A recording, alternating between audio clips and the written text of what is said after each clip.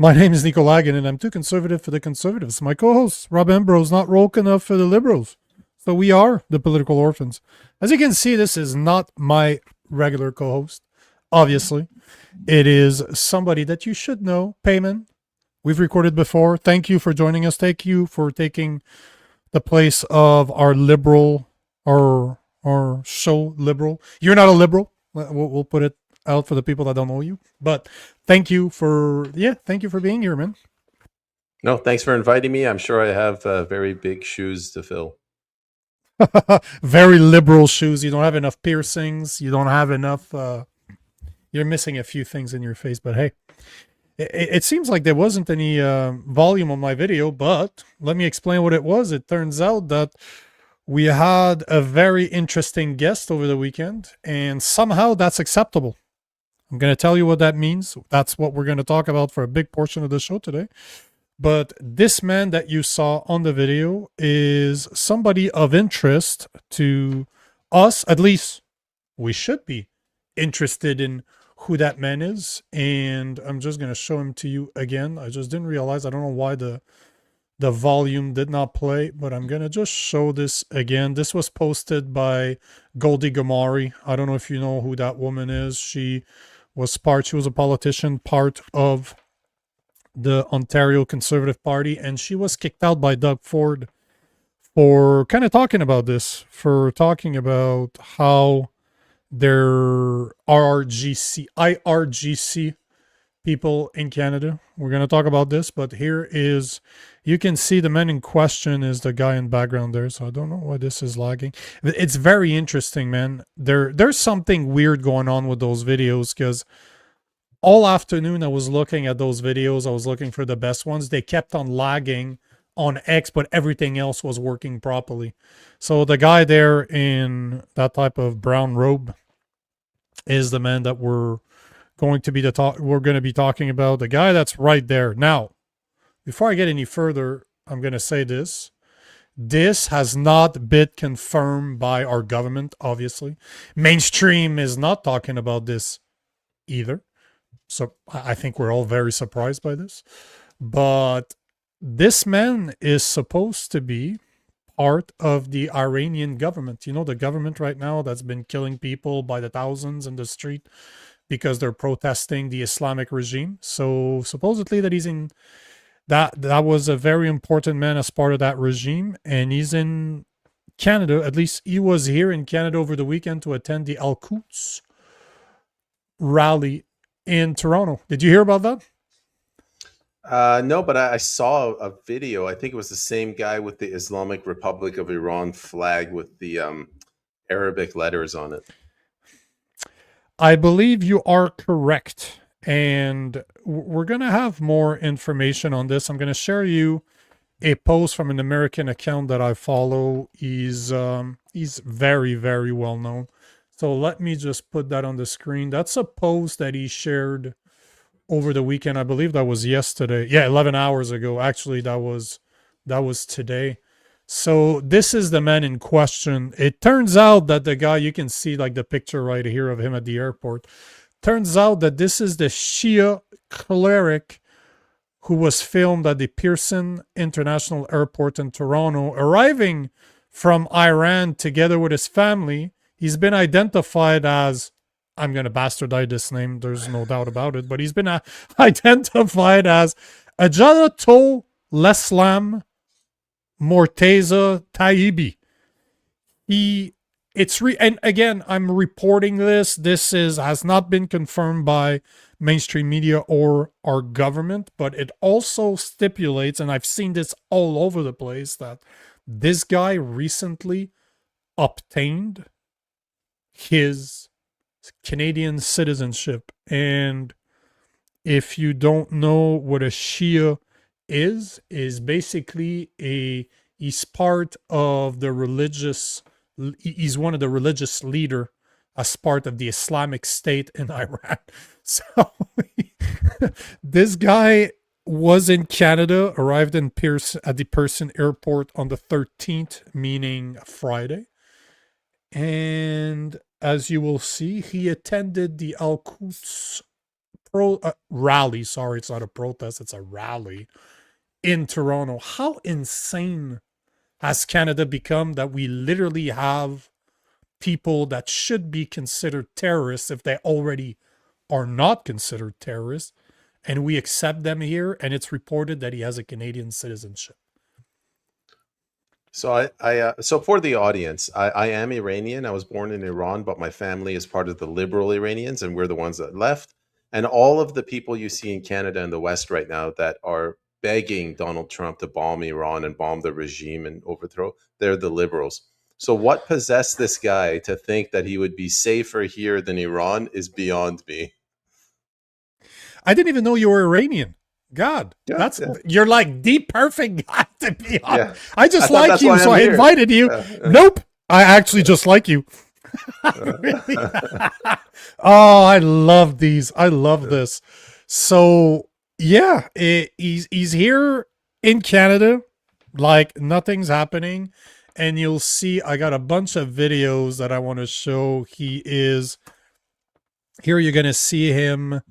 This is the one I was just showing. Hold on. I believe that I'm just looking. I have a bunch of videos here that were posted of him at the protests. So we are seeing a man that is not just here on vacation. How insane is it that not only we're inviting or allowing terrorists in Canada, but they're here and they're not even hiding it. Look, like this was in Toronto. You can see the CN Tower in the background there. And he was attending the Al-Quds rally over the weekend. See, there you go. Yes, how are you? He's right there.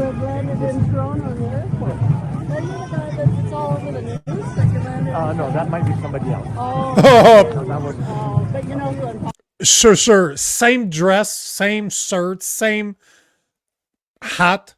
Same guy, looks identical. Oh no, that must be that's a different dude. What is this Al-Quds protest? I'm not from Toronto. What were they protesting? Well, this is the thing. Al-Quds is something I'm happy that you asked. Thank you for kind of leaning into this in a question that I wanted to answer. Al-Quds is basically Al-Quds just means it's the Arabic name for Jerusalem, translating to the holy or the holy sanctuary. It is primarily used to refer as the city itself, and the Al-Quds Day or International Day is an annual protest and rally established by Iran in 1979 following the Islamic Revolution to express support for Palestinian and oppose Zionists and Israel occupation. So we are literally celebrating a regime that wants to take Israel back. You know, however you feel about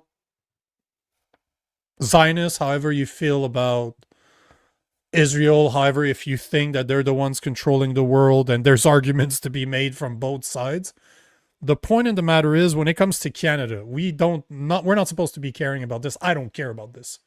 I don't care about what's going on in the Middle East. What matters to me is what is happening right here in Canada. And the truth is, we shouldn't be allowing people like this dude, like a Shia cleric, that should be considered terrorists, here in Canada to participate in a rally that is literally asking, because let's be honest here, what do Muslims want when it comes to Israel? They want Israel back. They want to take that part of land because it is sacred to them, just like it is sacred to me as a Christian, just like it is sacred to them, as in the Jewish people. So however you feel about this whole thing, is that the type of people you want in Canada? Is that the type of protest? Rally that you want in Canada? So I ran for the People's Party, and my position is the same. I'm not with them anymore, but my position is the same as Max. Like, Canada first. This country is being ripped apart by these people like myself, but people who come here and they bring with them their rivalry with their neighbors. If you want to fight for Iran, go to Iran. I know Iranians don't like hearing that. If you want to fight for Palestine, go to Palestine. If you want to fight for Israel, go to Israel. I don't like what I'm seeing and to me, it's all manufactured. Like you have these protests on the street. I'm like, F you, man. The only protest I supported was the Freedom Convoy. And don't say F you. If you want to say fuck you, say fuck you. It is not a show for children, buddy. So say what you have to say. Do not be worried about that. But I was talking about this a few weeks ago. There were massive protests in Toronto, Iranian and obviously Canadians, but there were hundreds of thousands of people. Like there was estimates over the 200,000, 300,000 people that showed up to some of those protests in Toronto. That's more than the population of Iranian that we have in Canada, and they're not all in Toronto. So we had more people protesting for what's happening in Iran, in the Middle East, across the world, than we had people protesting against the government during COVID, when they went full-on tyrannical, use the Emergency Act unconstitutionally and illegally against the people, froze bank accounts, hurt people in the street, brought people to court like the Tamara Lich and the Chris Barber that represented that movement. People died in old age homes. Oh, bro, don't even get me started about this. My grandmother got sick at the beginning when, I was sitting in my house with my 12-gauge shotgun thinking that there would be zombies everywhere, like in March 2020. I grew up watching apocalypse movies, man. I'm like, there's a virus. Oh, no, zombies are coming. Nothing happened. People got low colds and they got paranoid. I went to see my grandmother in the hospital when people are wearing hazmat suits. Right at the beginning, it was like in March. All my family did not go see my grandmother. I drove hours to go see her just to make sure that she had dementia by that time, like she wasn't all there anymore. But people left their grandparents, left elderly, died on their own. And I didn't want to protest in a negative way, so I came up with the idea to do free hugs. I literally attended all the protests. I was at a convoy with my free hugs. I was giving free hugs to people. I did all the protests in Montreal, which were in the hundreds of thousands of people, and I gave free hugs. And you know how many elderly got free hugs from me? Most of the people that hugged me weren't young. They were elderly, and they kept on telling me, my family abandoned me. My family thinks they're protecting me, but yet they're leaving me alone. I'm going to die alone. I haven't seen anybody in a year or two. I don't have that human contact. And now you're just hugging. And back then I had that massive mustache, man. I could fucking roll this shit. But you're just hugging a random dude in the street that you don't know because your family won't hug you. This is the insanity that we lived during COVID. But the point I'm trying to make is that you have hundreds of thousands of people, bigger protests that showed up to support the people in Iran, as in protest what the government is doing. And I get it. It's fucking atrocious what they're doing.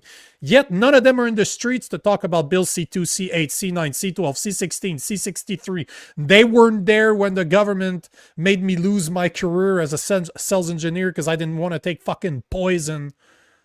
That was no protest there, but people are ready to protest for something that's happening across the world. It blows my mind. I do not fucking understand what's happening to Canada. I don't get it, man. I don't understand Canadians anymore. It's the intersection of two damaging things. One is immigration. So when you bring immigrants in, they have dual loyalty. They bring with them what they know. Iranians are good people, but they still bring with them their love for their country. They love Iran more than they love Canada. I'm sorry, but that's just the reality of it. The second thing, it's this urban lifestyle. It's sexier to protest human rights violations thousands of miles away. If on the left it's Palestine, on the right now it's Iran. It's sexier than to protest Bill C9, Bill C11, Bill C18, Bill C63. You're absolutely right, but how insane is that? You know what blows my mind the most is, how do you think we get to the Iranian Islamic State? What do you think they did at the beginning? They took all your freedoms away. They took all your religious freedoms away. What's Bill C9? One of the things that it does in Bill C9, which is now going to become law by the end of the month. This is law. The stuff that's in the Bible is going to now be considered hateful. So somebody like me that just talks about the Bible, I could literally get in trouble. And Sean Fraser or Justice Minister made it clear that Bill C9 applied to online comments as well. But how do you think that happens? You get an amount of people that are establishing a revolution that literally took over a country, changed the way that it fundamentally worked, and had to censor the people in the process. What do you think is happening right here? We're seeing the beginning stages of a government controlled population. Doesn't matter that it's done through religion or it's just done through the religion of Marxism, but we're seeing the same steps repeated right here, and people are not paying attention. They're complaining about the end result of those censorships, yet they're not seeing how it's happening right here. It really, Canadians don't seem to understand that Bill C9, for example, is going to turn us into the UK. But people are like, oh, no, that can't happen here. That can't happen in Canada. People are not going to get arrested for posting on Facebook. Guess what, motherfuckers? Yes, you will. Like, what's happening? The dissonance is, I don't know how to explain it. I don't understand it. Let me compare and contrast Iran with Canada. So where they're similar, and you're right, the Marxism thing you referenced, basically it is a religious component where government is God now, and bureaucracy is the religion. So in that respect, it's very similar to Iran. Where it differs, I feel like I'm talking into the void here. where it differs, in Iran, I asked my uncle this. I'm like, how the hell did you guys, like, nobody in my family was Muslim. And I'm like, how the hell did you guys buy into this stupid Islamic revolution? And he goes, the Muslims promised us free energy, free food, free education. Everyone's going to be rich. You'll never want for anything. And I asked him, when did you realize you were lied to? He goes, 2 years in. And this is the thing. Your uncle is bang on, and that's exactly what we're seeing right now. Our government is gonna be promising us everything, yet all they want is for you to accept what's happening, what they want to happen. You know the expression, you can vote communism in, but you'll have to fight to get it out. And this is what you saw. This is what you're seeing right now in Iran. Started in fucking 1979. 1979. They're fighting it now. It's almost 50 years later. They're fighting it now.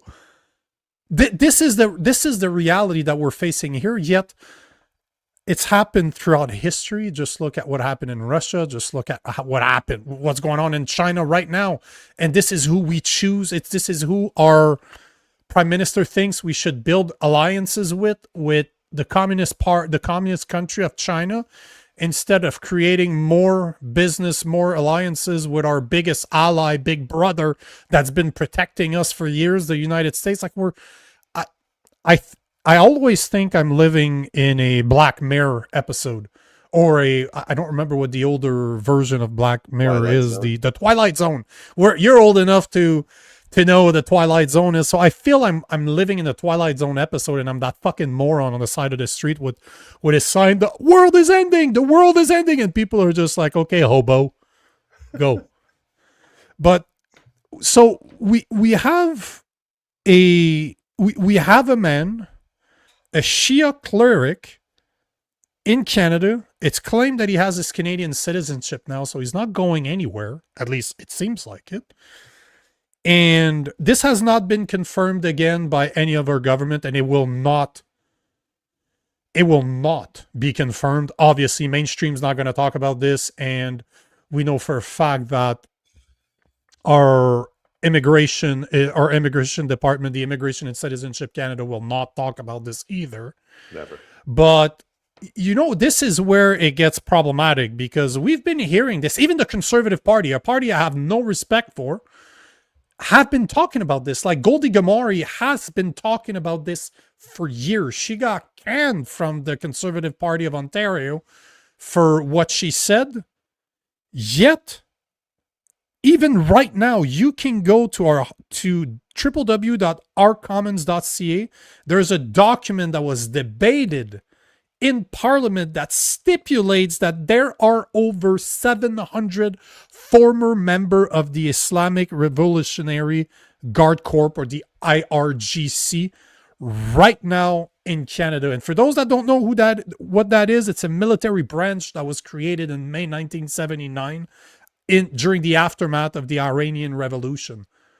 So they are considered a terrorist organization by Canada. 700 plus members are here in Canada, and people have been talking about this for years.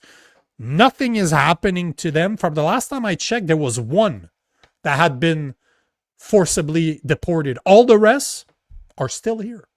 Some of them lost their status as permanent resident or immigrant. But I don't know if you know this, but in Canada, we don't forcibly deport people. We don't have a nice department. We hope people to be honest and respect our country and leave when we ask them to leave. But we don't. We trust people here. I can't even believe what the fuck I'm saying. It's just insane to me. Buddy, if you knew the things I knew about people, how they get here from Iran, I think you'd commit suicide. How? Well, I wouldn't commit suicide, but how? We're talking about it. So I really did not realize you were Iranian. So please, buddy, educate me. You come to Canada on a tourist visa, and then you can upgrade it to a working visa. You can't do that with the US, or the UK. No. I studied in the UK. You have to get somebody to put hundreds of thousands of dollars or somebody to sponsor you. You can't work. Anyway, you come here, you upgrade your visa, and then you can apply for refugee status. And, they'll say, why do you want to be a refugee? Well, I'm a Christian now. If I go back, they'll kill me. Or you don't even have to say that. If I go back, they'll kill me. They don't really investigate because the orders have already come down from high above. We need to increase. We have a labor shortage, aging population, blah, blah, blah. And they just stay here. And the joke goes like, Abbas comes here from Iran, and then his friend calls him. He's like, hey, are you speaking better English? He's like, no, but my Farsi is improved because everyone's from Iran. It's even worse now because if you look, they don't even need, they can come, as you said, they can come on a visitor visa. And as soon as they arrive here, they can apply for asylum. We have over 350,000 ongoing application for visas right now. Most of them come from India. Not a country that is war-torn, not a country that we should have any asylum seekers from. But the truth is that at the end of last year, we had over 350,000 applications that were still being processed. And our processing time right now is anywhere between 4 to 6 years because there's an appeal process that is paid 100% by Canadians that will add between 4 to 6 years of processing time for asylum seekers. And right now, people can literally show up on an airplane. There's stories of people working for an airplane company. They're fucking employees of an airplane company. They get here, they apply for asylum seeker because they know that they can stay here for at least 4 to 6 years and everything's paid by the government. They don't need to bring anything. Just bring yourself, basically. And we'll provide you all the rest. I've heard of stories on people in Canada on asylum seekers going on vacation back to India. During their stay here, they're going back to India on vacation. Like what the fuck? There's no mechanism to trace this. Like you would think that this is 2026 and you fart and the government knows it. But go to CBSA at the border crossing and say, I was here 4 months ago. I lost a document. Give it back to me. They can't find you. They can't find you. Like their systems. I don't know what's going on if they're running on like Windows 95. Maybe. Maybe server edition too. Server edition, it crashed all the time. So you know that's what's going on. But you know what irritates me the most of all the bullshit we talked about, all the 700 IRGC members or plus that we know of, because I was hearing stories as I was researching earlier that some of them arrive here and they change their names.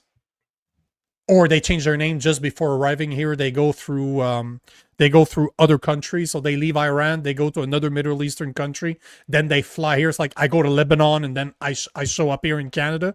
They change their names in the process. They get their paperwork and then they come here. We have no way of knowing who they actually are, and they get recognized. There was a dude in 2021 that was recognized. He was a Tehran police chief. He was recognized in 2021 at a gym in Toronto. So there's probably an Iranian that's like, what the fuck? Guy's working out at a Toronto gym. Like, it's so funny that you almost have to laugh about it. But here is what, as Family Guy would say, this is what grinds my gears. This is the type of shit that's gonna make me fucking lose it, is this. IRGC Canada yesterday, actually, my apologies, today, 11 a.m. this morning, posted, "Today we stand against Islamophobia and all forms of hatred. Everyone deserves to live free from fear." That is the day after the Al-Quds rally in Toronto, the day after we learned that one of their Shia cleric is in Canada and supposedly has a Canadian citizenship, when we know that 700 plus members of a terrorist organization are here in Canada, and we need to stand against Islamophobia. You know what my answer to this is go fuck yourself. Are you kidding me? What about Canadians in there? Like, what about Christians? What about the people that build this fucking country? What about the 100 plus churches that have been burned since Trudeau said that there was mass graves found in Kamloops, BC? What about those guys? What about me as a Christian? What about my family on both sides that build this fucking country? What about them? Yet we need to protect Jewish people. We need to protect Muslims. We need to protect fucking terrorists in Canada. But it's okay for Christians to be hated on, that be the most hated group in Canada. And you never see this. CSIS is never going to go out, "We need to stop hate against Christians." It's okay to hate on Christians. It's absolutely insane, the country we live in right now. You forgot to mention the land declarations. That's another. Oh, no. Oh, yeah, of course. Because this land was, what do they call it? Occupied. No, motherfuckers. It was conquered. Guess what happens throughout the world? Land are conquered and they get renamed by the people that just fucking conquered it. That's what happens throughout Canada. And the most ironic part is that we're being invaded right now through mass immigration. And because we're so bing, bing, bing, bing, bing, you know, they're very smart. They came up with the idea that they call it ballots over the bullet. They will come to your country. I was just listening. I have to check what his name is, but there's a video that's going viral on Instagram right now where this Muslim guy, obviously he comes from a Muslim country, but he's a Christian, so he is from the Middle East. I shouldn't say he's a Muslim, but he's from the Middle East, and he's explaining to the host, and the video has millions of views, and all he's saying, he's explaining the Quran. He's like, you have two parts to the Quran. The first part is we have to agree, like, we're gonna work, like, we need to get along, we need to respect each other, we need to make sure that we all can live together. And then there's a second part to the Quran. When they get enough people in positions of power, they go to war with the rest of the people and they replace them. And if you don't want to convert, guess what? You're gonna have to die. And this is how Islam actually works. And that's the part that people don't want or don't like to hear. It is a political system. It is 100% political. It is about invading a country, and they call it about 10%. If they can get about 10% of the population, they will be able to place their people in positions of power enough to change the country. Look at what's going on in the UK. They're now fining regular white people that built UK, that probably their families have been there for hundreds, if not thousands of years, and they're telling them that they can no longer have their dogs because it goes against Muslim religion. And you know, I saw a post, I should have saved it. There's one thing I want more in Canada. I want less Muslims and more dogs in Canada. This is what I want. I live in Whistler, and it's a resort town. You get a lot of people from different cultures. I don't mind if people come from across the world and they destroy my country, you know, break-ins, murders, whatever, arson. That's okay. But if you look at my dog the wrong way, like, you better get on a plane, get the fuck out of the country, man. Like you've crossed the line. I don't care what your religion says, what your culture says. Dogs have more rights than people in this country. That's how it works. Ban Muslims and allow dogs in more places. I saw that post over the weekend and I was laughing my ass off, and that's exactly what I'm thinking. And it blows my mind that we allow this. It blows my mind that we are in a country where we are considering changing the way that we are fundamentally in order to allow people that have no respect for a culture, that are here to take advantage of the system in order to replace us. And we're like, oh yeah, that sounds like a great idea. Let's get rid of all of the things that we enjoy just so that we can make them happy. So I want to go back. Full disclosure, I don't know anything about Islam. I've never read the Quran. I want to go back to what you said about CSIS, that post they put out. Yeah, about Islamophobia. I have a theory that all of our institutions, one by one, they're being taken over. So like the RCMP has been taken over by the LGBTQ trans agenda, as one example. The bureaucracy has completely been taken over. The unions, the teachers' unions, the municipalities, they're all taken over. The military is the one that they're trying to take over, because militaries they're very difficult. They have that culture, these strong men. And the way they're doing it is by putting tampons in the bathrooms, and they're forcing the old people out. The one that they very easily took over, which ties into immigration, is CBSA. CBSA was a young agency. I think it was corrupted from the moment that they spun it up. And that is your front line of defense against immigration. And mm-hmm. it's fused with the executive now. And it's everywhere you look. Everywhere you look, there's holes, there's problems. I don't see anybody in their right mind thinking that this is that it's all a coincidence, that it's not orchestrated and done on purpose. Like I'm being called racist so many times. I'm being called conspiracy theorist so many times. All I have to say is check out the Century Initiative that was started by one of Mark Carney's good friends, now our ambassador to the US, which has been saying for years that he wants the population of Canada to reach 100 million people by the end of this century. 2 weeks ago, the High Chancellor, the Indian High Chancellor, the equivalent of their ambassador to Canada, is literally saying that we need more Indians in Canada because our country should have 60 million more.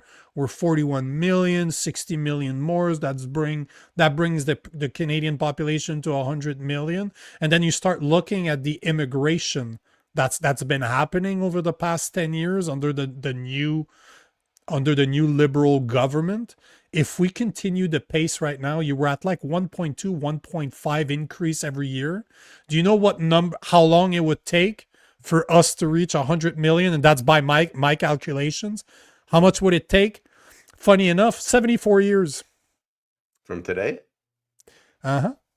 If we continue the trend at 1.2 to 1.5 every year, like the increase of our population by 1.2 to 1.5, you consider the amount of kids that they have, you consider everything, it would take another 74 years in order to get to those numbers. And funny enough, 1.2 to 1.5% is not even the real numbers we've been seeing, because over the past, I think it was between 2022 and 2024, we were more like at 3.5%. But if we go to the 1.2, the conservative 1.2 to 1.5, that would mean that by the end of this century, we would have 100 million people in Canada. And if you look at the numbers, the new numbers that came out as per our birth rate in Canada, we are in the negative. If you look at Canadians that been here for more than 2 generations, as in my grandparents are Canadian, like they were born here, we produce, if I remember correctly, it was minus 1.2 to 1.5% that we lost. And if you look at the numbers from 2020 to 2024, we went from 30 million to 41 million people in Canada, all through immigration. 30% increase over the past 25 years, all over Canada through immigration. And yet I'm a conspiracy theorist, I'm a racist, I'm this and I'm that. And we're not, at least if we were bringing in the cream of the crop, the people that will make this country better. Yet, did you see the video? There's a video that's going viral on social media of a woman taking a shit in the TTC in Toronto in front of everybody, an Indian woman. And I'm sorry, man. If it's in the TTC, it's fine. It's already a shithole. Yeah. Well, she took it literally, but she's taking a dump right next to the seats, like literally in the middle of the day. The guy's just recording and she's taking a shit right there. But what do you think people's going to happen when you import the third world? You become the third world. And that's what we're seeing right now. Yeah, things are getting out of control. I was thinking back to when we came to Canada. We've been here for like 40 years now, 35 years. We didn't come here to be a part of the like French civil code, the French tradition. We didn't come here to be a part of the First Nations tradition.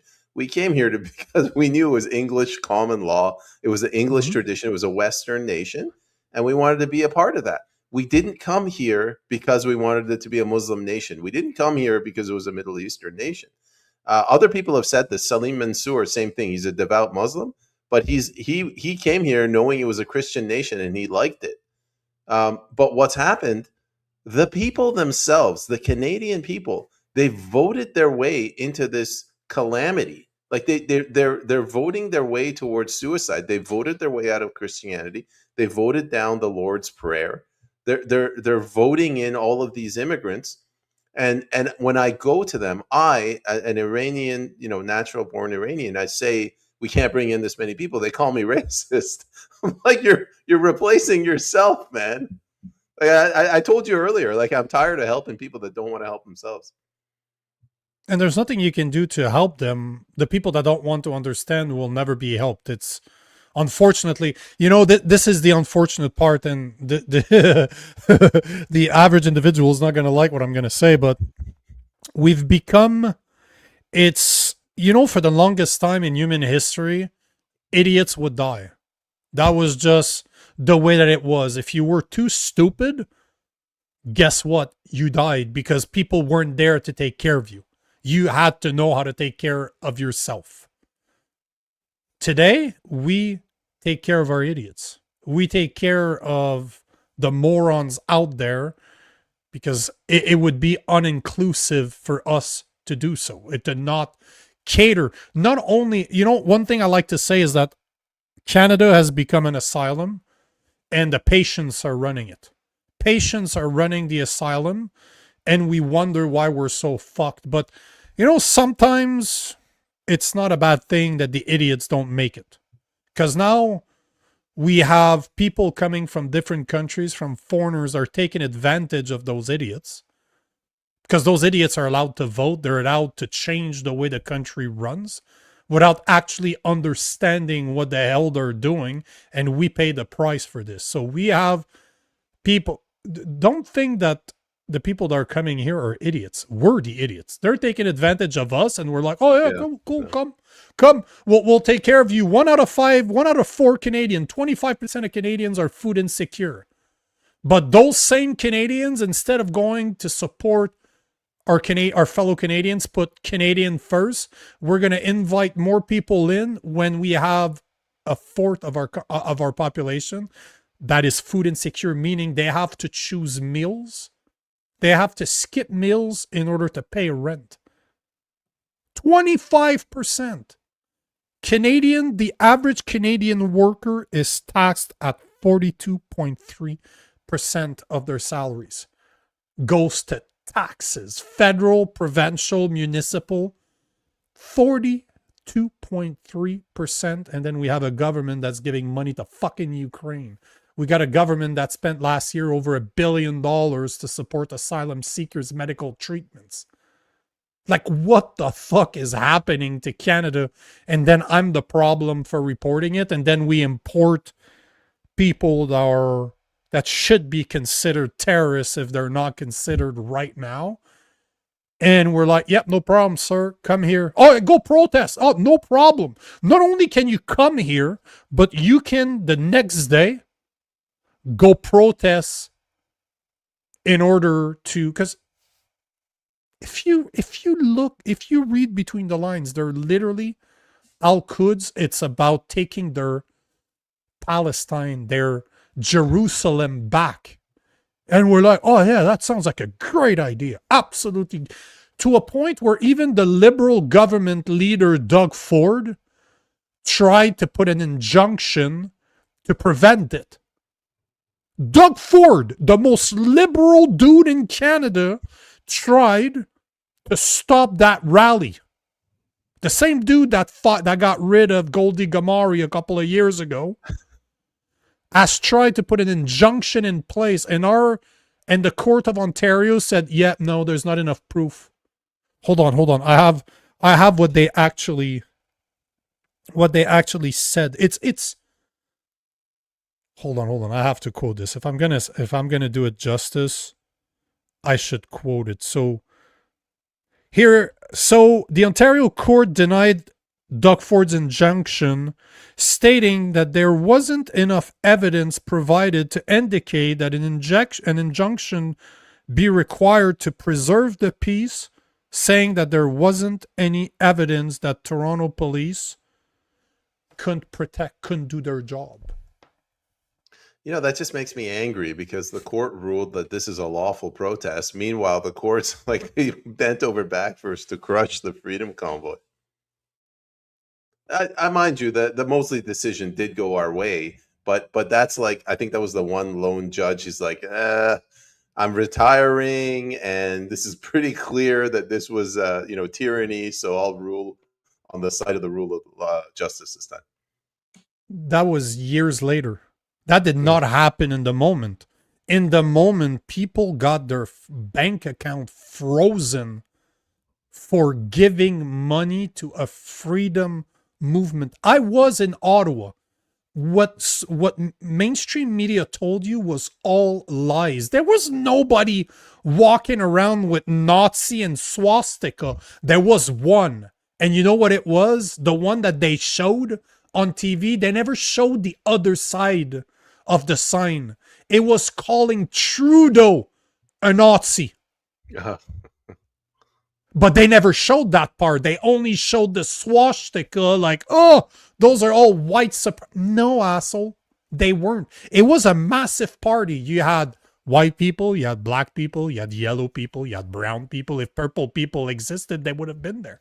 It was a massive party. There was a bunch of kids everywhere. It literally was a massive family gathering, it seemed like. There were trucks everywhere, yet they had to use the Emergency Act illegally, unconstitutionally, in order to put a stop to that. They had to freeze people's bank account. They had to arrest people that now are facing a year to a year and a half of house arrest after going through the process. Because, the process has become the punishment. If you process enough people, they will stop complaining because they don't want to be in jail or the consequences of maybe being in jail, like the 13,000 people that get arrested every year in the UK.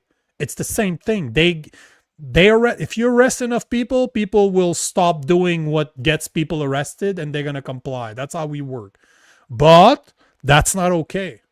But having people that are from the Iranian regime in Canada is okay. Have that dude come here and protest, that's okay. Giving that guy a Canadian citizenship, if that is indeed true, that's okay. Like, are you kidding me? I think from their perspective, it's not only okay, it's a good thing because they're destabilizing. As long as Oh that yes. Muslim cleric is here, as long as he's protesting, and as long as he's getting into fights with other Israelis, with other Marxists, whatever. As this is what you always talk about, left, right. As long as there's that division, the government Hmm. will continue to grow. And I don't want to sound like I'm preaching, but I'm pretty sure they perfected this art of divide and conquer. Have you ever read the book The Prince by Niccolo Machiavelli? No, but I cite it all the time.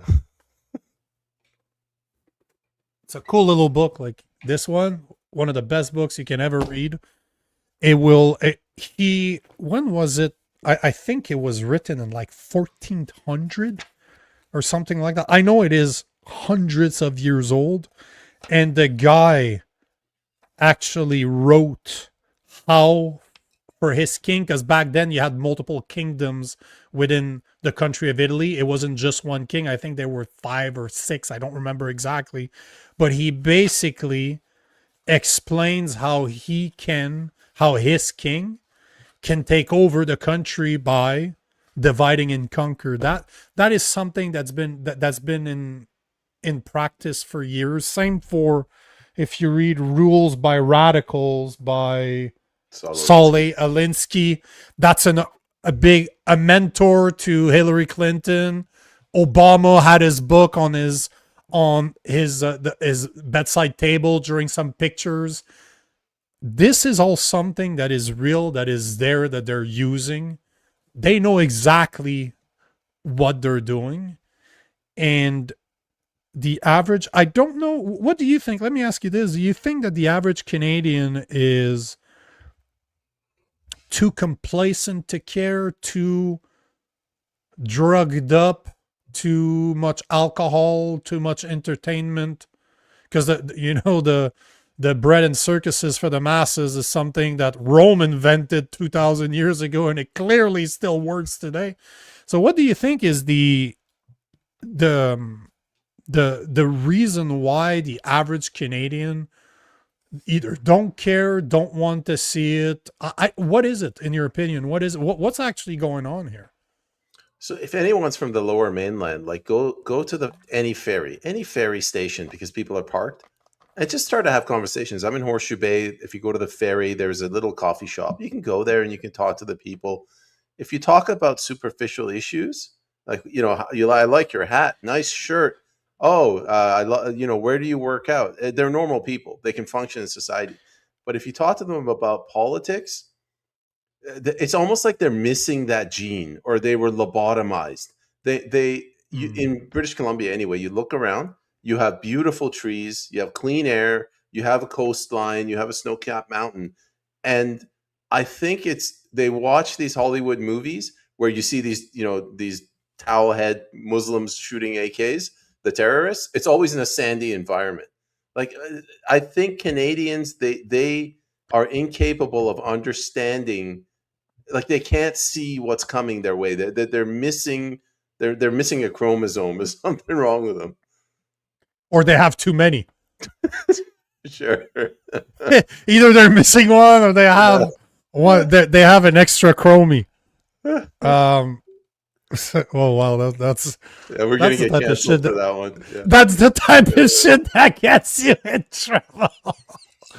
Man, I really appreciate this because, man, my co-host does not talk about this stuff the way I do, but luckily you were here today, and I like that you're a lot more calm than I am. We couldn't have two fucking hotheads the way I am. That wouldn't be enjoyable for the people, but it's just, as you said, I don't know. I don't want to call people stupid. Like, as much as sometimes I do, I don't want to insult people, but I know that Canadians are very complacent. Canadians are very, I don't know if they're lazy. I don't know if lazy is the best word, or they're just cowards. Like, they don't want to irritate people. I really can't, I really don't know. To be honest, I don't know. I don't know what it really is. Of course you can. So I made two observations in the April election. One, somebody like you who's speaking the truth, but you're raising your voice, you're swearing, you're pointing at What? someone. Well, you're What? using vulgar language. You're pointing at someone. You're like, that person over there is a problem. Canadians, Yeah. they would rather the country fall apart, but they can say, at least I didn't say anything mean to anyone. That's what we say. That's what we mean when we say they're too nice. So Yeah. that's one problem. The other problem, and I didn't recognize this before, they to them a solution is spending money. It doesn't matter what Mm. they spend it on. Um, if you're bringing in all these foreigners and your healthcare system is taking a hit, they want to hear from their politicians. How are you going to spend more money to fix the problem? They don't want to hear, "Oh, this is." Tell me what's the problem. Tell me what's the root cause. No, no, no. I don't give a shit about the root cause. I got to go watch Netflix. Tell me how you're going to fix the problem with money. I'll give you my vote. I'm going to go back to Pornhub. I agree with you 100%. You're absolutely right about that. You're absolutely, absolutely right. I need, man, this was a long rant. I enjoyed this episode very much, man. Thanks for joining. But I got to say thank you to Lost Art 420 that gifted 5 membership. And I also wanted to take his comment. We will become the third world when Carney gets his bot majority. It will happen. He already has it, man. If you look at the numbers, he already has it with the 4 crossings, that the 4 floor crossing that happened over the past few months. Chris D'Autremont, Michael Ma, what was the 2 others? Shit. Lori something. Lori Eidlaut and another guy. So November, December, January, and now March. If you look, there's 3 by-elections going on right now. Well, they're going to happen on April 13th. You have 2 that are in Toronto to replace Chrystia Freeland, to replace Bill Blair. That's leaving for another good cushy job overseas. And the third one's in Terrebonne, someplace that's literally driving distant, like minutes from where I live. And 2 out of the 3 are liberal stronghold that they've won for years, if not decades. So they're going to win. If they just need 2 out of the 3, and they're going to have 172 seats. And it's clever. I spoke about that last week, at least in one of my videos. It's very clever. You got to give credit where credit's due. Even though I think Mark Carney's evil as shit, you got to give him that he's very smart. Because one of the complaints that he's been having is that those floor crossings have not been voted for. And it's true. He will be the first prime minister in Canadian history to obtain a majority through floor crossing. But what's brilliant about his plan is that Lori Eidlaut, the 4th floor crossing over the past 4 months, did it after the announcement of the by-elections, but before the results. So guess what? When he wins those 2 liberal stronghold, that he's just going to replace the riding by another liberal, he will say out loud, I won my majority through votes. Canadian voted for this. It's very fucking smart. I haven't seen anybody else talk about this, but I guarantee you, I called it last week that this is exactly what's going to happen. He's going to brag about Canadians voted for the Liberals to get a majority without ever saying that they lost 3, because I think they're going to lose Terrebonne because they had Terrebonne. Terrebonne, they won by 1 vote. 1 vote out of 50,000 votes. 1 vote they won. Totally legit. Oh yeah, after 40 plus votes were not counted because Election Canada made a mistake on the postal code of the pre-registered letters and refused to take those votes. Whenever I'm sending out 40,000 letters, I always get the postal code wrong. It's totally normal. Yeah, exactly. But all to say that they already have the majority. But it's clever how Mark Carney's going to use those by-elections to say we won. Yeah. It's very clever. When I was thinking about this, I think it was this week, not last week, because we're Sunday after all. I was like, that guy's fucking smart. He's evil as shit, but he is not stupid. You can't underestimate him. He is not stupid. Guys, I gotta talk about our sponsor. We have to. This episode is brought to you by Miss Cleo's Pet Treats, 100% natural, healthy dog treats made by hand right here in Canada. She is from Manitoba, and she sources all her meat from local farm in Manitoba, and she ships all over North America. Her products are fucking insane. I literally tried the products. I was giving my dog some of the apples, like dehydrated apples. I'm like, started eating the apple. It tastes just like a dehydrated apple. Her stuff is amazing. So if you know that your dog, oh man, we were talking about dogs earlier. If you do agree that we need more dogs, less Muslims, and you know that your dog deserves better, go to Cleo cookiesandtreats.ca. We have a discount code, Political Orphans. It will get you 20% off your whole order. Just look in the description below. Do you have 2 more minutes? Like 3 minutes for a video from Prairie. Do you have time? Go ahead, and then I gotta run. Because it's Prairie. We have to do it because we love Prairie. Yeah. Yep, I agree. And she sent me that earlier. For the Canadians out there, this is a video that is coming out of the UK. This is actually a real video that was released by the police in the UK. And when I saw that, I'm like, this is exactly what's coming to Canada, considering that Bill C9 will become reality by the end of the month. Probably the end of probably end of next week. But hey, this is a video brought to you by Prairie. Listen to this. This is John. John doesn't like apples, and seeing them sold with the other fruits upsets him. His behavior seems ridiculous, but would he be any stranger like this? John hates the owner of this shop because he's black, and has become verbally abusive. Incidents like these happen more often than you might think, and more often than not are never reported. The police need to know when and where these incidents happen so they can take proper measures to prevent them in the future. It's not just the victim's responsibility. Anyone can and should take the initiative. If you observe or experience any threatening or hateful behavior, even if it isn't a crime, you should contact the police. The police are there to help you and will do whatever they can to offer support or guidance. You can even report anonymously if you prefer. Hate may always be... Even if it is not a crime, and you can report you can report without being ever. Bill C9 allows you to be accused by someone that you will never meet in court. The accuser will never face the person that it's accusing. This is part of Bill C9 as well. So that video is insane, but that video is coming to Canada very soon. So even if it's not a crime, you should report it. I don't know. I don't know how to respond to that in 30 seconds, but I'll say that we are already there. If you go try to open up a bank account, they will demand to know, you have to prove that your money is not from the proceeds of a crime. That is guilty until proven innocent. It's the opposite of common law. It's the opposite of the rule of law. We are already there. This is just, it's in your face, and they're just laughing at us. That's why that hurts so much with that video. I couldn't agree with you more, man. This is exactly what's happening. But that video, how idiotic that video sounds, within the before the end of the year, because I'm telling you, Bill C9's it's out of committee. It's going to be debated this week. The bloc is aligning with the Liberals, so it's going to pass. No matter what, it's going to pass one day this week.